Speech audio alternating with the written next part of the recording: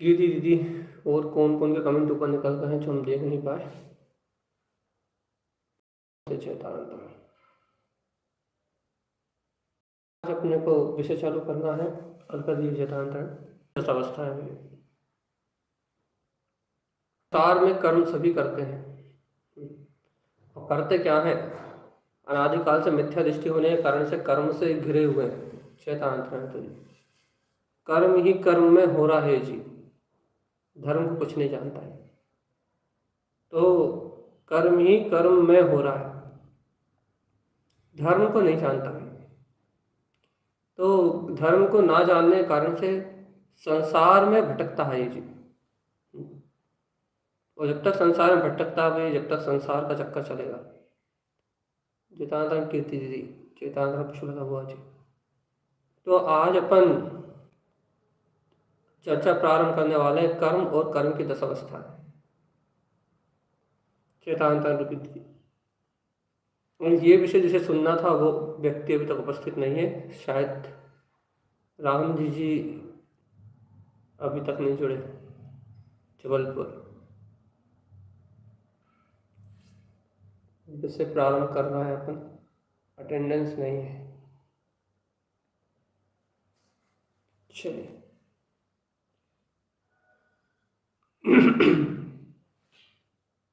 जब तक आप सिर्फ 4 लोग हैं फिलहाल, आप लोगों को बढ़िया दिख रहा है, कोई दिक्कत तो नहीं हो रही, आवाज़ अच्छी आ रही है। ये तो आप बाद में बोलते हैं चेतांतरण चलिए, अब बाद में कहते हैं कि आवाज़ नहीं आ रही, अटक रही है। सब कुछ बढ़िया है।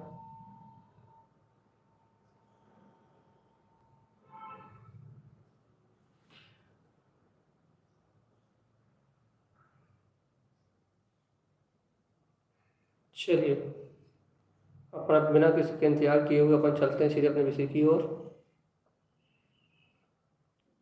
जिस लेट आएगा वो सुनेगा रिकॉर्डिंग। चेतांतरण आदित्य है, कमेंट तो 7-8 आ गए। चेतांतरण सुरेखा दीदी, कमेंट तो 8 आ गए। अच्छा 8 लोग भी हो गए, ठीक है। आप सभी से चेतांतरण। अपन कर्म की परिभाषा समझते हैं। पहले कर्म कहते किसे हैं, बंध किसे कहते हैं। चेतांतरण अनुभहन, तनुभहन, तनुभहन सरोंच। तो यहाँ अपन शुरुआत करते हैं कि कर्म क्या कर्म की व्यवस्था है क्या, और कर्म किसे कहते हैं पहले ये समझते हैं, और फिर कर्म की 10 अवस्थाओं के बारे में अपन आगे चर्चा करेंगे। पहले अपन कर्म समझे कि कर्म कहते किसे, क्या व्यवस्था है, कर्म की व्यवस्था क्या है। तो अपन शुरुआत करते हैं कर्म की व्यवस्था को समझने की। तो जिन लोगों की नींद खुल गई है उन वो लोग जरा ध्यान से अपनी स्क्रीन की ओर थोड़ी सी नजरें जमाएं और समझने का प्रयास करें कि कर्म क्या है। जीव के मन वचन और काय की क्रिया के निमित्त से कर्म योग प्रबल परमाणु चारों ओर से आकृष्ट हो जाते हैं। अर्थात जो बनने रूप परमाणु है, कर्म रूप परमाणु, उद्गल के जो परमाणु हैं वो चारों ओर से मन वचन काय के योग, जीव के जो मन वचन काय का योग है ना, उस योग के हलन चलन से निमित्त से कर्म योग उद्गल परमाणु चारों ओर से आकृष्ट हो जाते हैं तथा कसायों के कारण जीवात्मा से चिपक जाते हैं। मन वचन काय से क्या होता है, मन वचन काय से इन पुद्गल परमाणु में हलन चलन हो रहा है, और फिर क्या हो रहा है, कसाय के कारण से ये हलन चलन हो रहा है। आत्म प्रदेशों में जो हलन चलन हो रहा है, इनसे क्या हो रहा है, कसाय भी जीव के पास, कसाय संयुक्त है ना। तो क्रोध मान माया लोभ अनंतर मंदी प्रत्याख्यान अप्रत्याख्यान संजलन आदि, इसके कारण जीव आत्मा से चिपक जाते हैं। कसाय ना हो तो कर्म नहीं बन सकते। अपन कहते हैं ना, कसाय ही बंध का कारण है। इसके कारण जीव से चिपक जाते हैं। चेतांतरण सुनाई, और क्या कहते हैं, कर्म चिपक जाते हैं। मीना लीजिए चेतांतरण। अब आप लोग कितना लेट आते हो, क्यों मिला नींद नहीं खुलती आपकी? सोनाली दी ये लेट टाइम है आने का। मणि हुआ जतारण आप भी लेट आए। आप लोग तो लेट मत आया करो। चलो अब हम आपसे चेतांतरण करें, समझाएं। हम फिर से शुरू कर रहे हैं। जीव के मन वचन काय, चेतांतरण वैशाली दीदी आप भी डांट खाओगे।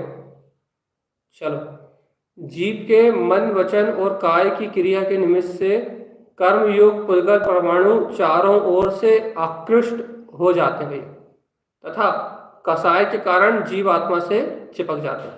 कसाय होने के कारण से ये जीव आत्मा चिपक जाते हैं तथा यथा योग काल में वे कर्म अपना अच्छा बुरा फल देकर पके हुए फल के समान आत्मा से पृथक हो जाते हैं, अर्थात झड़ जाते हैं। जीव ने जिस रूप में प्रकृति आदि कर्म बंद किया वे उसी रूप में उदय में आवे, फल देवे, ये कोई जरूरी नहीं है भैया। जीव के शुभ भाव के अनुसार कर्मों में बहुत कुछ परिवर्तन संभव है। जीव के शुभ भावों की अपेक्षा उत्पन्न होने वाली कर्मों की विविध अवस्थाओं के कारण को भैया जो अवस्थाएं बनती हैं, मतलब जीव के जो शुभ परिणाम होते हैं उनके कारण जीव के कर्मों की विभिन्न अवस्थाएं में जो कारण होता है उस 10 कारण को यहाँ कह रहा है भैया। कर्मों की अवस्था के 10 कारण को यहाँ कह रहा है भगवान जी। तो अपन ने क्या समझा भैया कि जीव के संयोग में जो क्या बोलते हैं मन वचन काय के निमित्त से जो पुद्गल कर्म की परिणाम कसाय के कारण आत्मा से चिपक जाती है, मतलब आत्मा से संश्लेष संबंध बनाती है। उन कर्मों का काम क्या है भैया? अपने समय पे उदय में आना और अपना फल लेके झड़ जाना भैया, ये कर्म का काम है। जिस रूप में प्रकृति कर्म बंद किया है वे उसी रूप में उदय आवे, फल देवे, ये कोई निश्चित नहीं है कि वर्तमान में जीव के परिणाम यदि अच्छे होंगे तो वो प्रकृतियां मंद होके आएंगी, वर्तमान में जीव के परिणाम और बुरे होंगे तो प्रकृतियां तेज होके आएंगी भैया। ऐसा शुभ अशुभ भावों के अनुसार जीव के कर्मों में घटाबढ़ी होती है, उदय में भी घटाबढ़ी होती है, ऐसा आगम कह रहा है देखो। और अब यहाँ क्या कह रहा है? जीव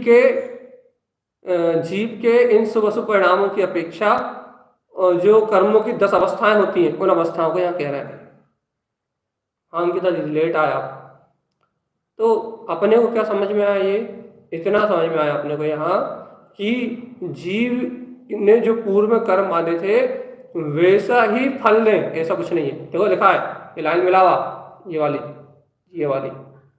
पढ़ो अच्छे से, अच्छे ध्यान से पढ़ो। अपन कहते हैं ना पूर्व में करे तो भोग नहीं पड़ेंगे और चाहिए, पढ़ो क्या लिखा। जीव ने जिस रूप में प्रकृति आदि कर्म बंद किया है वे उसी रूप में उदय में आवे, फल देवे, ये कोई जरूरी नहीं है भैया। जीव के वर्तमान शुभ अशुभ परिणाम से उन कर्मों में बहुत कुछ परिवर्तन हो सकता है, थोड़ा बहुत नहीं। मान लो आपको बहुत बड़ा कर्म का उदय आना है, बहुत तीव्र रोग आना है, आपको बहुत ज्यादा असाता का उदय आना है, यदि आपके पास शुभ है, मंत्र जब आपका मन लग रहा है, जिनवाणी सुनने में आपका मन लग रहा है, भगवान की वाणी में आपका मन लग रहा है, तो ये समझो जो आपके उधर पहाड़ की तरह आने थे, जो कर्म आपको पहाड़ की तरह आने थे वो कर्म घट के आ रहे हैं भगवान जी। वैशाली दीदी आपके लिए बहुत अच्छी बात है, वैशाली दीदी के लिए भी हो जो जिनके क्या बोलते हैं घरों में, वैशाली दीदी को तो घर में कोई टेंशन नहीं है, लेकिन वैशाली दीदी को ये चिंता लगी रहती क्या कि हमारे कर्म कब कटेंगे, हम मोक्ष कब जाएंगे और कर्म कब निकलेंगे, उन्हें बहुत चिंता है ना कर्मों की। और जिन लोगों के घर में थोड़ी सी ऊंच नीच बनी रहती है उन सब लोगों के लिए ये बात बहुत, जो रोगी हैं, जिनके घर में पट नहीं रही, जिनके घर में शांति नहीं है, उन लोगों के लिए है सब बात। क्या सारिका जी, अनीता दीदी और क्या बोलते हैं कि आप इस बात को समझो। क्या समझो? मम्मी जी आपसे भी यही कह रहा है कि कर्मों की स्थिति अपने भाव के अनुसार कम हो जाएगी, कितने बड़ा रोग हो, यदि आपके परिणाम शुभ है, आपके परिणामों में समता है, आपके परिणाम में शांति है, तो सामने वाला कर्म का उदय बहुत कुछ परिवर्तित होकर आ जाएगा। आप धर्म से जुड़े हो तो आपके संयोग में जो कर्म के उदय है ना, वो आधे से आधे होके आ रहे हैं। तत्व से जुड़े हो, वीतराग वाणी से जुड़े हो, सुबह ध्यान में, फिर भैया चिंतन में, फिर सामायिक में, फिर रात में तत्व चर्चा में। हाँ, अच्छे सुनो इस बात को। आप दिन रात जो तत्व चर्चा में लगे रहते हो, तत्व धर्म की बात कर रहे हो, वीतराग वाणी की अनुमोदना कर रहे हो, इस वजह से अपने कर्म आधे से आधे होके उदय में आते हैं। ये कारण क्या भैया? ये अपने शुभ परिणाम के निमित्त से, ये अपने निरंतर प्रसाद के निमित्त से इनमें अनंत गुनाहीनता आती है, तब ये उदय में आप आते हैं। अगर अपन धर्म से नहीं जुड़े होते ना, तो ये कर्म कैसे उदय में आ रहे होते, तो अपन उल्टे लटके होते हुए पेड़ से उल्टे लटके होते, मतलब ना जाने कितने कलेश में जीवन निकल रहा होगा। ये सब अभी हम आपको नीचे समझाएंगे उदाहरण से। अभी तो हमने आपको सिर्फ परिभाषा समझाई। परिभाषा एक बार फिर लोग जुड़ गए। अब फिर एक बार सारभूत में कह दे रहा है, जीव के मन, वचन और काय की क्रिया के निमित्त से जो कर्म योग पुद्गल परमाणु चारों ओर से आत्कृष्ट हो जाते हैं तथा कसायों के निमित्त से आत्मा में आप चिपक जाते हैं, वो अपने ही समय पे उदय में आके अपना फल लेके झड़ जाते हैं भैया। और जो उदय में आते हैं वो जीव के शुभ अशुभ परिणाम के अनुसार वही कम घट बढ़ होके उदय में आते हैं भैया। तो इन घटबड़ रूप जो उदय में आने वाली अवस्था है, इनका नाम है कर्म की 10 अवस्थाएं। और इन 10 अवस्थाओं के नाम है निम्नलिखित। क्या नाम है भैया? ये 10 अवस्थाओं के नाम। 10 कारण है। कौन कौन से 10 कारण है ये आप पढ़ लीजिए अच्छे से प्रमोद भैया। बंध, सत्व, मिलाते जाइए, बंध, सत्ता लिखा है, सत्व, उदय, उत्कर्षण, अपकर्षण, उदीर्णा, संक्रमण, उपशम, निगतिक और निकाचित।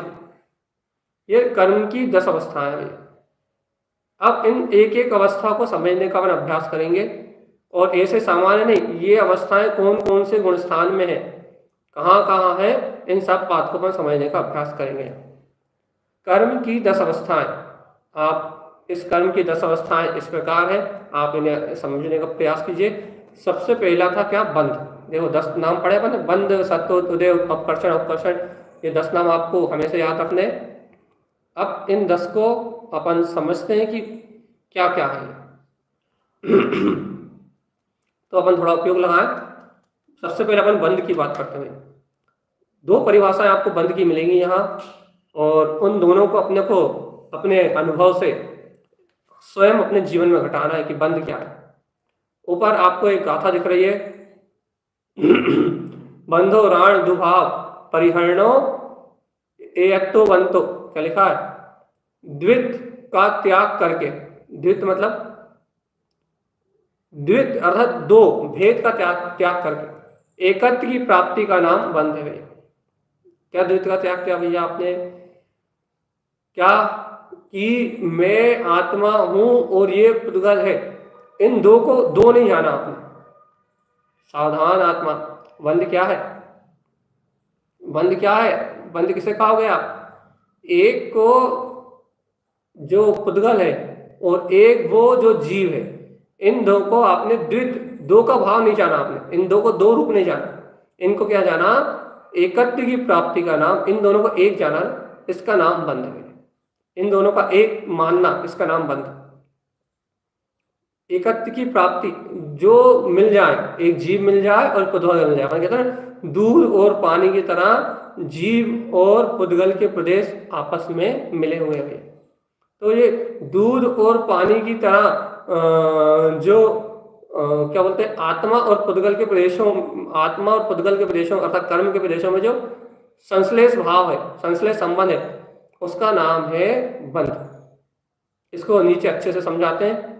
पुद्गल द्रव कर्म वर्णा का कर्म रूप होकर, पुद्गल द्रव जो है वो कर्म वर्णा रूप, कर्म रूप होकर आत्मा के प्रदेश के साथ संश्लेष संबंध होना बंध है। देखो तादाद संबंध नहीं कहा, संश्लेष संबंध मतलब, संश्लेष संबंध मतलब जो संबंध है नहीं लेकिन कहा जा रहा है। संश्लेष, संश्लेष कह रहा है, तादाद नहीं कह रहा है। तादाद संबंध होता तो आदि अनंत हो जाता। संश्लेष संबंध मतलब संबंध है नहीं, उपचार से कहा जा रहा है कि संबंध है। संश्लेष नाम ही लिख दिया उन्होंने, आत्मा के साथ संश्लेष संबंध होना, इसको क्या कहते हैं भैया? बंध। देखो अब कर्म की 10 अवस्थाओं में ये प्रथम है भैया अवस्था, बंध। बंध के बाद की अन्य अवस्थाएं प्रारंभ आगे के गुणस्थान में होती हैं। अभी अगले बंध के आगे की अवस्था अपन अगले उसमें पढ़ेंगे। बंध भैया कौन से गुणस्थान तक होता है? पहले से लेकर 13वें गुणस्थान तक। मतलब पहले गुणस्थान से जीव को 13वें गुणस्थान अरिहंत दशा तक बंध है। 14वें गुणस्थान में मन वचन काय के योगों का निरोध है और काय योग भी नहीं है, और काय योग ना होने के कारण 14वें गुणस्थान में किसी प्रकार का बंध नहीं है भैया। बंध कहाँ तक है? याद रखिए, कोई भी प्रश्न आ सकता है, आपसे कभी भी पूछ सकता है। आप प्रतियोगिता वगैरह वगैरह में भी भाग लेते हैं, कुछ आदि प्रश्नावली में भी आप भाग लेते हैं, तो इसमें बंध कौन से गुणस्थान तक होता है? पहले से लेकर 13वें गुणस्थान तक। 14वें गुणस्थान में बंध नहीं है, सिद्ध भगवान को बंध नहीं है। ठीक है, अब बंध की एक परिभाषा और नीचे उदाहरण सहित मिलेगी आपको। द्वित्व का त्याग करके, दो का त्याग करके, ऊपर भी कहा था पुद्गल और जीव, दो का त्याग करके एकत्व की प्राप्ति का नाम बंध है। दूध और पानी की तरह आत्मा और पुद्गल के प्रदेशों के मिल जाने का नाम बंध है भैया। अर्थात जिस प्रकार एक साथ पिघला हुआ स्वर्ण और चांदी का एक पिंड बनाया जाए, अपन सोना और चांदी को एक साथ पिघला, एक पिंड बनाए जाने पर परस्पर प्रदेशों में मिलने से दोनों में एक रूपता दिखाई देती भैया। दोनों कैसे दिखाई देते हैं? एक रूप मालूम होते हैं, एक रूप दिखाई देते हैं। उसी प्रकार बंध की अपेक्षा से जीव और कर्मों के प्रदेशों के परस्पर मिलने से दोनों में एकता मालूम होती भैया। ऐसा लगता है कि कर्म और आत्मा हिले मिले हैं। अपन ही कहते हैं ना, अपन ही जो कर्म कर रहा है, अपन ही शरीर में रह रहा है, अपन ही सब कर रहा है, तो ऐसा संश्लेष संबंध मालूम होता भैया। दोनों के एक रूप हो जाने का नाम क्या है? बंध है भैया। यह बंध प्रकृतियां भाई, ये बंध कितने प्रकार से होता है भैया?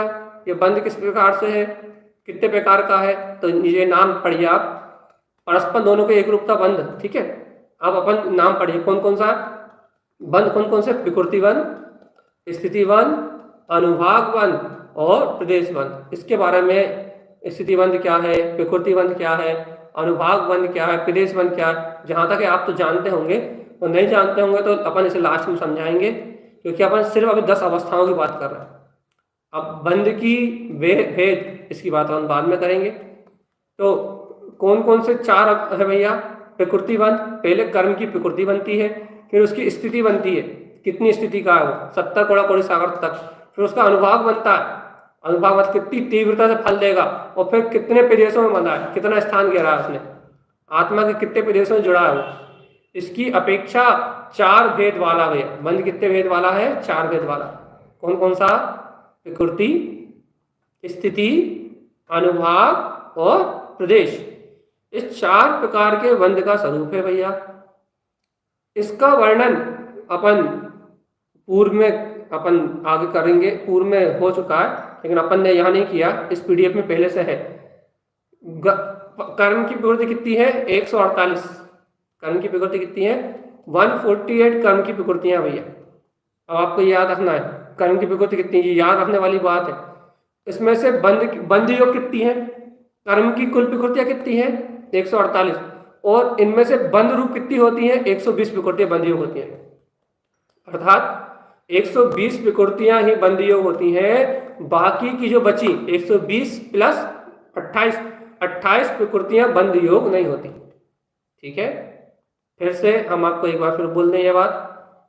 बंध योग कितनी प्रकृतियां होती हैं, आपसे भी कोई पूछ ले तो कितना कहोगे आप? 120 प्रकृतियां बंध योग होती हैं। को टोटल कर्म की प्रकृति कितनी होती हैं? 148 148 कर्म की प्रकृतियां होती हैं। इसमें बंध योग कितनी है? 120 प्रकृतियां हैं। बंध किसे कहते हैं? जैसे स्वर्ण और चांदी को पिघला के एक शिला बनाई जाए तो उस शिला में चांदी और स्वर्ण एक जैसे दिखाई देते हैं, लेकिन दोनों अपने अपने प्रदेशों में भिन्न भिन्न है। ऐसे ही आत्मा या कर्म के साथ जो संश्लेष संबंध है उसका नाम बंध है। हमने आपको बंध अच्छे से बताया है। यदि आपको कोई भी प्रश्न है तो आप तत्काल हमें व्हाट्सएप मैसेज यहाँ कमेंट बॉक्स में कुछ भी लिख के भेज सकते हैं। अब ये कर्म जो प्रकृतियां है ये 14 गुण स्थानों में कहाँ कहाँ बंधेंगी भाई, कहाँ कहाँ कौन से कर्म की प्रकृतियां कहाँ कहाँ बंधती हैं। ये कर्णानी योग का गहरा विषय है, हम आपको समझाने का अभ्यास करते हैं, आप जितना समझ पाए उतना, ठीक है।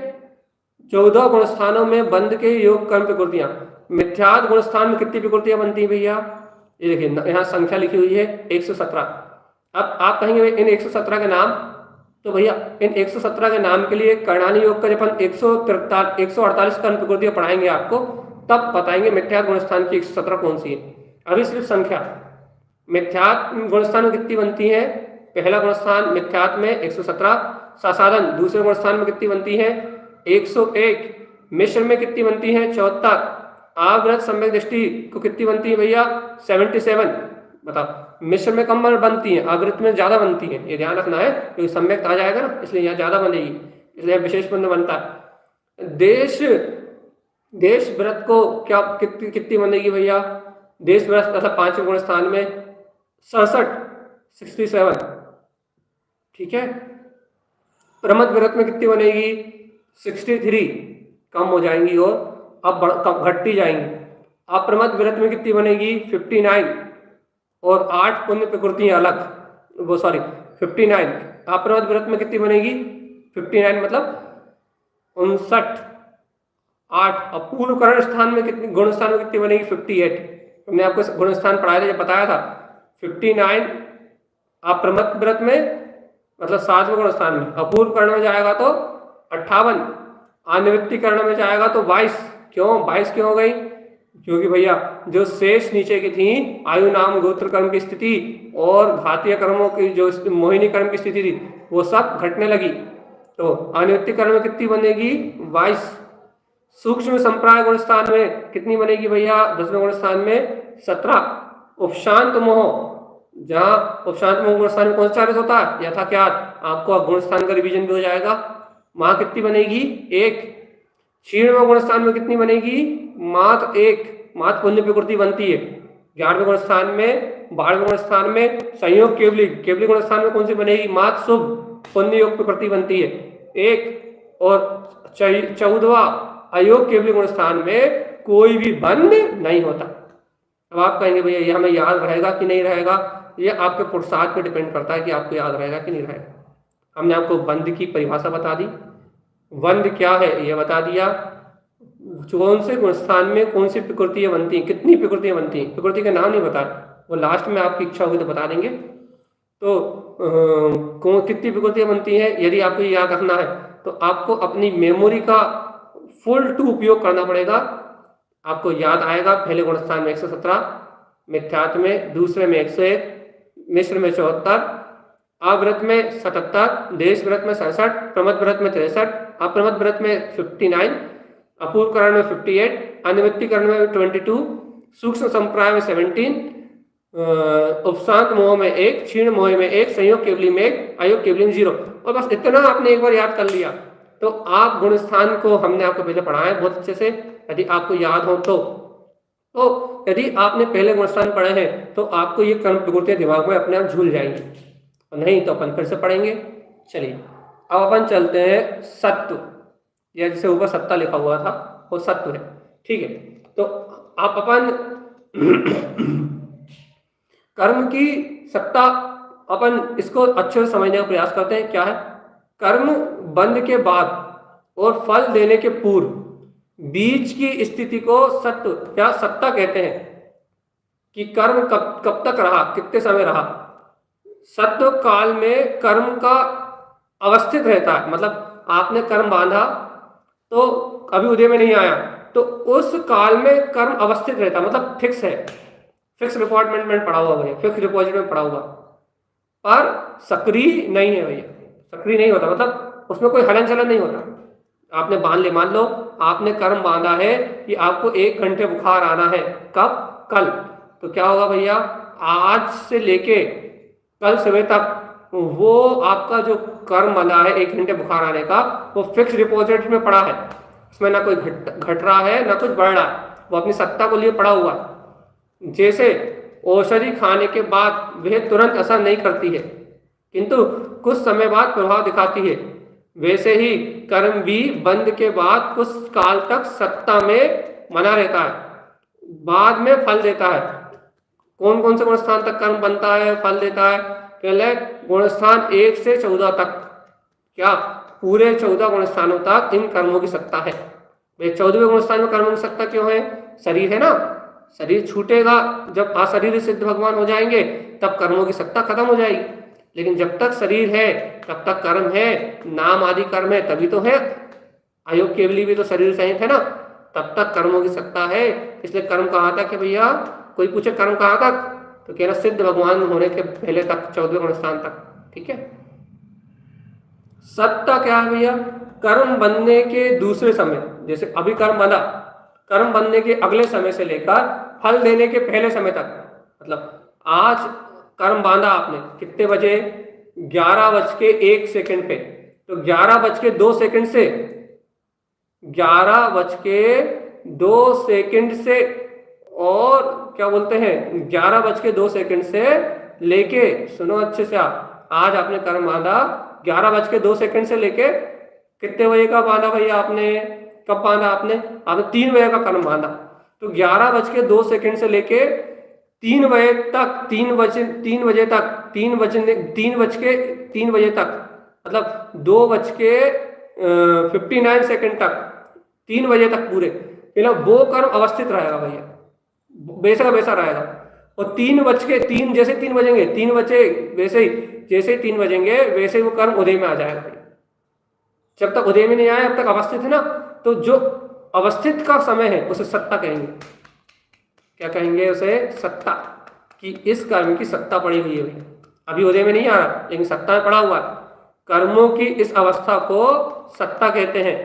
सत्य योग कर्म प्रकृतियां 148 है भैया। सत्ता योग कर्म प्रकृति कितनी है? 148। 148 कर्म प्रकृतियों की सबकी सत्ता है, कोई भी सत्ता हीन नहीं है। अब भैया पूरी 148 कर्म प्रकृति की सत्ता है। बंधने योग कितनी है? बंधने योग 120 है। लेकिन भैया सत्ता 148 की कह रहे हैं आप, भाई सत्ता में तो सभी है ना, बंद योग 120 है। एक बार में एक साथ यदि कोई चीज ये बंद करेगा तो 120 प्रकृतियों को ही बंद करेगा ना। देखो मिथ्यात्व में कितनी प्रकृतियों का बंद होता है भैया?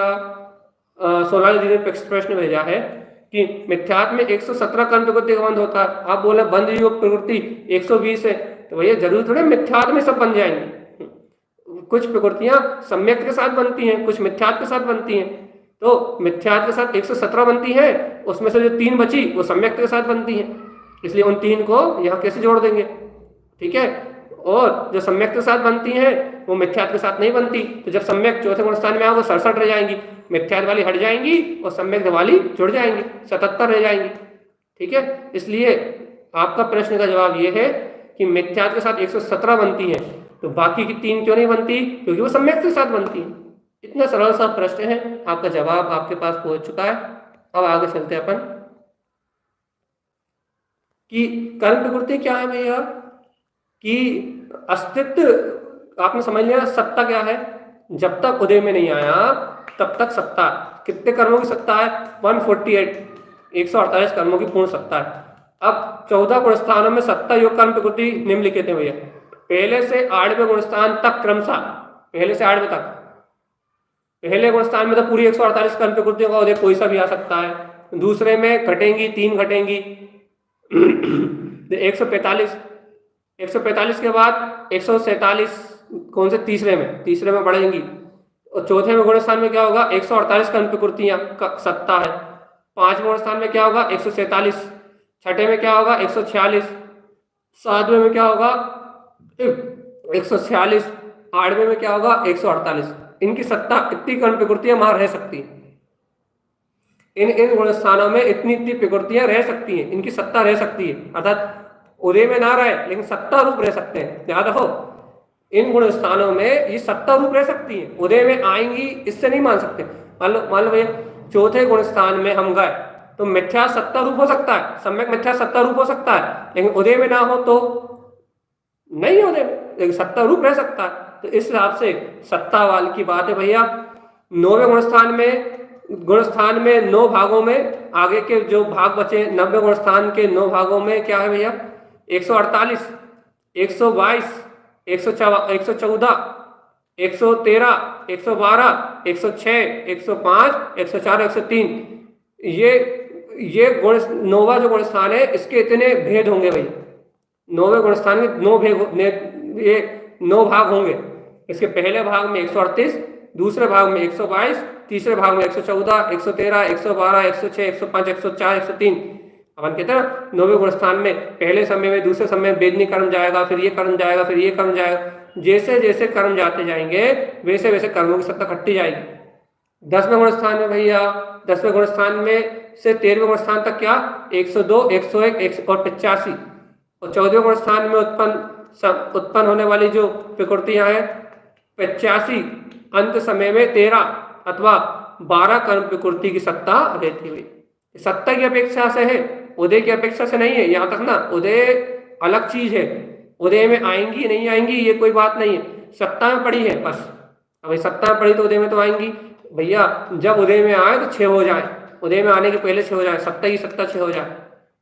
इसलिए ये सत्ता अपेक्षा से, मतलब इतनी हो सकती है, निश्चित नहीं कि इतनी ही होंगी।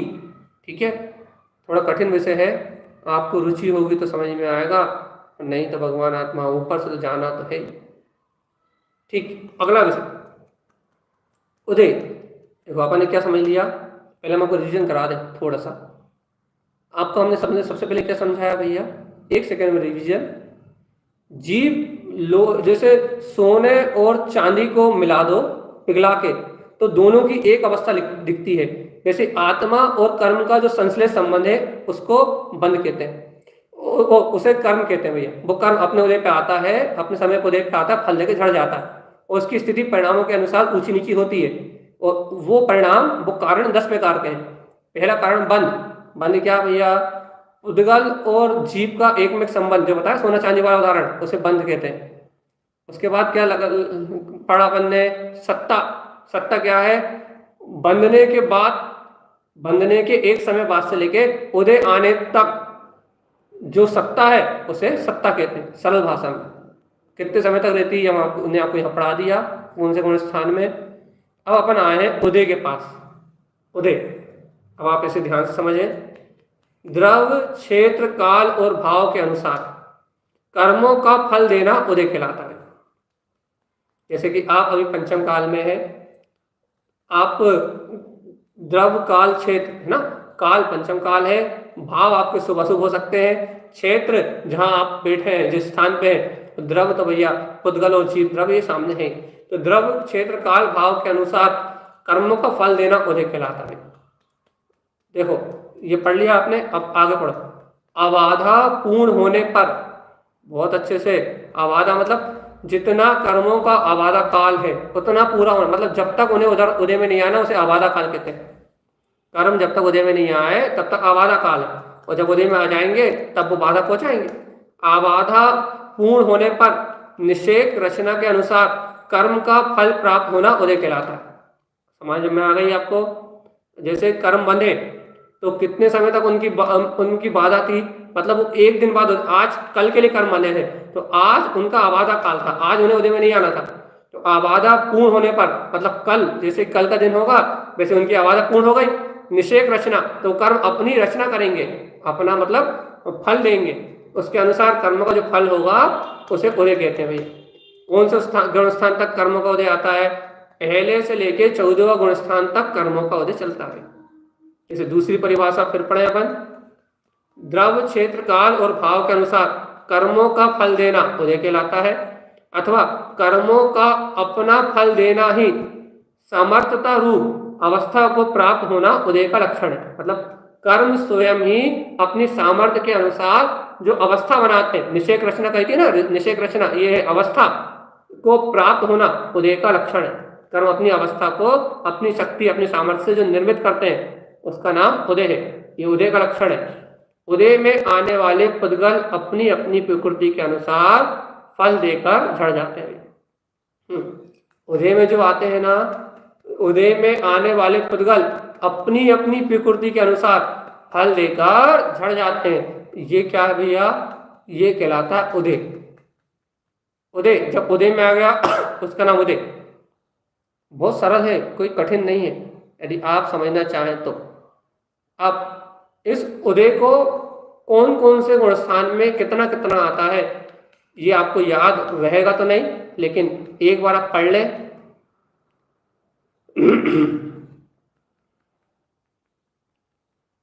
आपको बता तो दिया मिथ्यात्व में, अच्छा आपको पूर्व का कमेंट पढ़ा, ठीक है। बंद योग प्रकृतियों में सम्यक मिथ्यात्व एवं सम्यक प्रकृति मिथ्यात्व मिलाने पर उदय योग प्रकृतियां कितनी हो गई, 122। क्या मिलाने पर, जो बंद योग ऊपर प्रकृतियां हैं उनमें सम्यक मिथ्यात्व और सम्यक प्रकृति मिथ्यात्व मिलाने पर उदय उदय रूप परिणति कितनी हो गई भैया, 122। 120 थी और 2 और मिला दी, 122 प्रकृति हो जाती। तो मिथ्यात्व आदि गुणस्थानों में क्रमशः उदय योग प्रकृतियों की संख्या निम्न प्रकार से है। पहले में 117, दूसरे में 106, अगले में 100, फिर 104, फिर 87, 81, 76, 72, 66, 60, 59, 57, 42 तथा 13। ये जो उदय रूप प्रकृतियां भैया। अब ये जो प्रकृतियां हैं ये आप शायद मिथ्यास से थोड़ी बहुत मिलती हैं। मिथ्यास से यदि आप नहीं मिलाओगे तो देखो ये क्या बोलते हैं, जो बंद योग प्रकृतियां हैं उनसे आप इन्हें मिला सकते हो, थोड़ा सा मिलान हो जाएगा, मतलब थोड़ा सा उनसे समानता है इनकी, लेकिन पूर्णता नहीं है, इसलिए आपको दोनों अलग अलग ही समझना पड़ेंगी।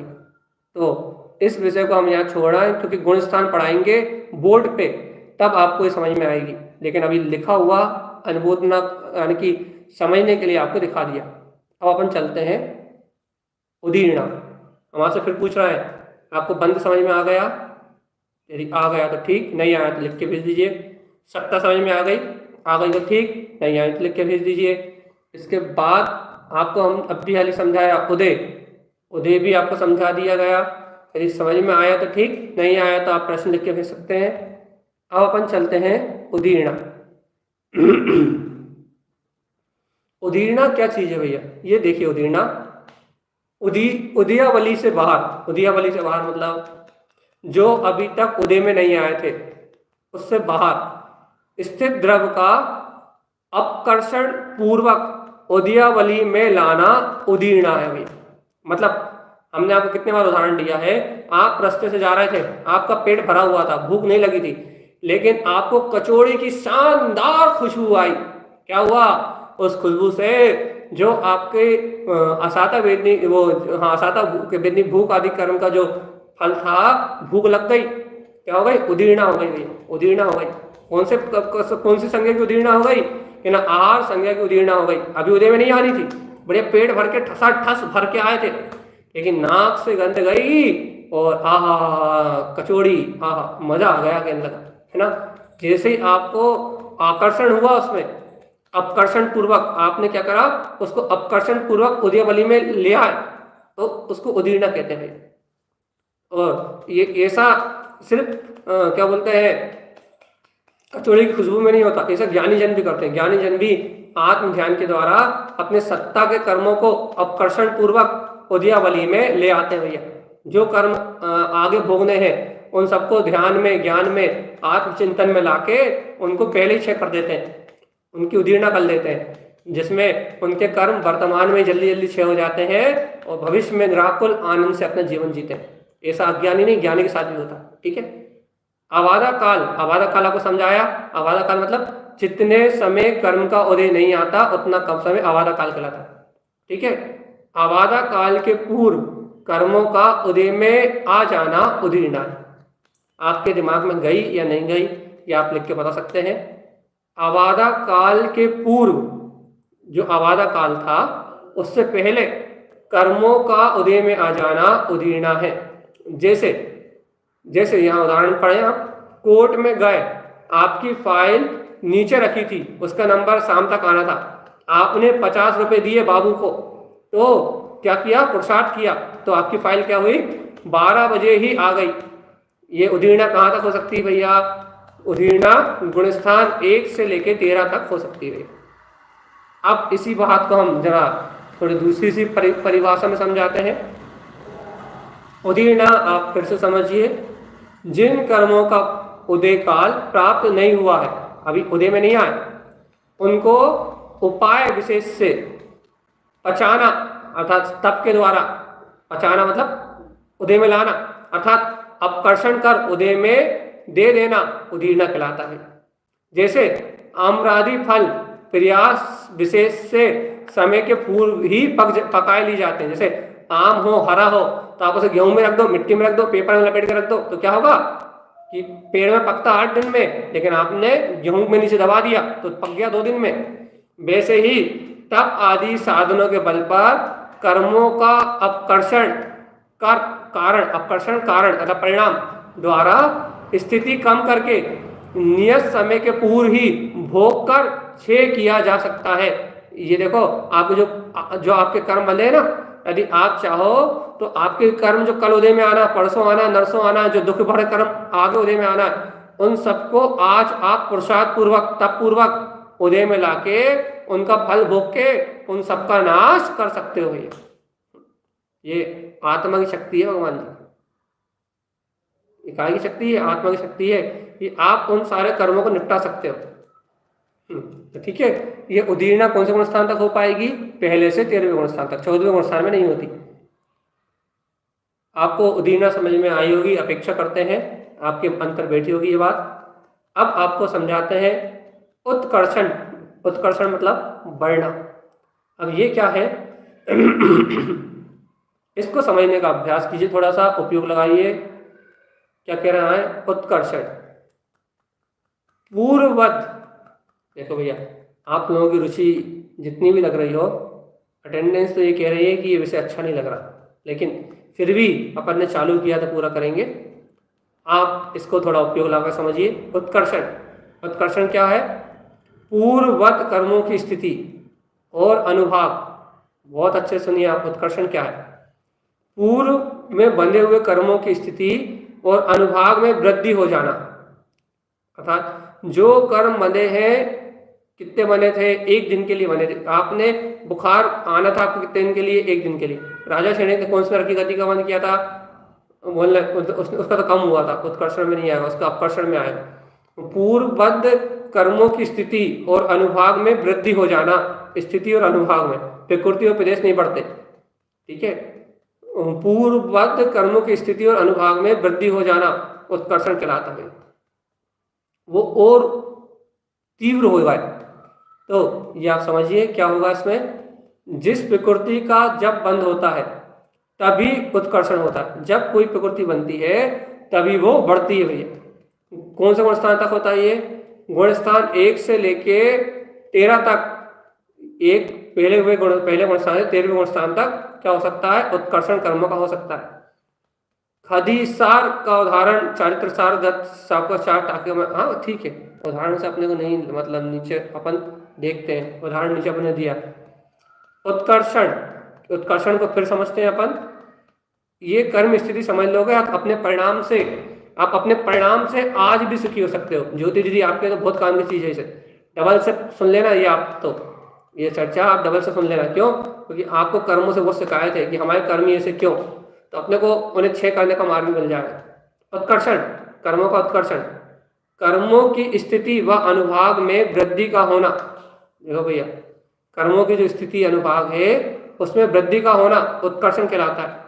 अर्थात नवीन बंध के संबंध से पूर्व, देखो जब जीव नवीन बंध करता है, नवीन बंध के संबंध से पूर्व की स्थिति में से कर्म परमाणु की स्थिति का बढ़ाना उत्कर्षण है। जो आपने नवीन बंध किया था उसकी पूर्व की स्थिति जितनी थी उन परमाणुओं की स्थिति का बढ़ाना।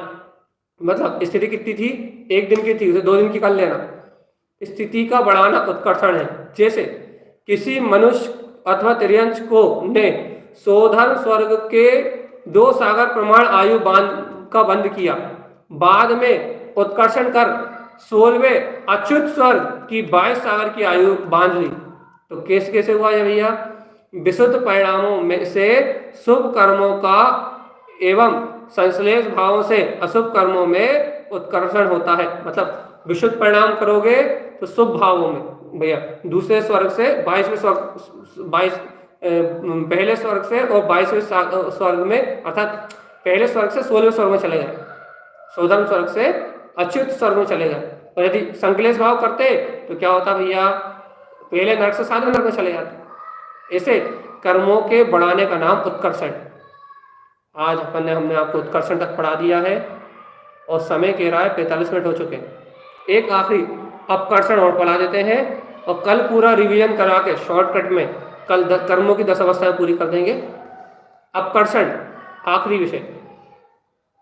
पूर्ववत कर्मों की स्थिति व अनुभाग में हीन, देखो अच्छे से, पूर्ववत कर्मों की स्थिति व अनुभाग में हानि का होना अपकर्षण है। पूर्व में जो कर्म बंधे हैं उनकी स्थिति व अनुभाग में हानि का होना अपकर्षण है। यह अपकर्षण सभी कभी भी हो सकता है। कर्म बढ़ कब सकते हैं, जब बंद हो रहा हो तभी बढ़ सकते हैं, लेकिन घट कब सकते हैं, कभी भी घट सकते हैं भैया। जैसे राजा शैणिक ने 33 सागर की आयु का बंद किया था, बाद में छायक सम्यक दर्शन के परिणाम होने से वो 84,000 वर्ष की आयु भर रह गई, तथा अर्थात शेष आयु का अपकर्षण कर लिया। गुणस्थान कौन से गुणस्थान में होता है, पहले से लेके 13वें गुणस्थान तक अपकर्षण। फिर एक बार फिर समझ लो आप, राजा शैणिक वाले उदाहरण है, वही की वही परिभाषा है। कर्मों की स्थिति व अनुभाग में हानि का होना अपकर्षण है। जैसे राजा शैणिक ने 33 सागर की आयु नरक की बांधी थी, उसे 84,000 वर्ष विशुद्ध परिणाम 84,000 वर्ष कर लिया। विशुद्ध परिणामों से अशुभ कर्मों में तथा संश्लेष परिणामों में शुभ कर्मों में अपकर्षण होता है। अशुभ में भी घटता है और शुभ में भी घटता है, कैसे, परिणामों के बल पे। तो भैया आपके अशुभ परिणाम तीव्र होंगे या क्या होंगे भैया, तो आपके शुभ परिणाम घट जाएंगे, और आपके शुभ परिणाम तीव्र होंगे तो आपके अशुभ परिणाम घट जाएंगे। ये अपकर्षण सभी जीवों के परिणाम में होता है भैया। इसके अनुसार जीव सुख दुख भोगता है। तो आज अपन ने कर्म की 6 अवस्थाएं पढ़ी। कौन कौन सी अवस्थाएं पढ़ी आज अपन ने भैया? आज अपन ने पढ़ी बंध, सत्ता, उदय, उत्कर्षण, अपकर्षण, इतनी और उदीर्णा, ये अपन ने 6 अवस्थाओं को आज पढ़ा भैया। कल हम आपको पढ़ाएंगे संक्रमण, उपशम, निवृत्ति और निकाचित। कल ये अवस्थाएं पढ़ाएंगे और इनके अंदर के रहस्य और क्या बोलते हैं विसंयोजना आदि आदि क्या है, इन सब के रहस्यों का अपन कल समझेंगे। आज के लिए इन 6 अवस्थाओं का चिंतन करें और अपने जीवन में कर्म को बढ़ा भी सकते हैं, घटा भी सकते हैं। इनकी उदीर्णा भी पहले लाके 6 भी कर सकते हैं। इनके उदय का समय भी अपन ने जान लिया, समय पे आते हैं इनकी सत्ता भी जान ली और बंध के कारण को भी जान लिया, बंध की अवस्था को संश्लेष संबंध को भी जान लिया। इसको जान के हम अपने कर्मों का विचार करें कि हमने कैसे कैसे कर्म किए हैं और इन कर्म को क्षय करने की ताकत भी हमारे पास है। तो हम अपने परिणामों की शक्ति को जानें और इस संसार के सारे भाव भ्रमण की पीड़ा से मुक्त हो जाएं। यही अपना भैया अच्छा मार्ग है, तत्व का मार्ग है। अपन कल फिर मिलेंगे बाकी की 4 अवस्थाओं के साथ सभी लोगों से। जय तारण तरण, जय तारण तनु दीदी, जय तारण।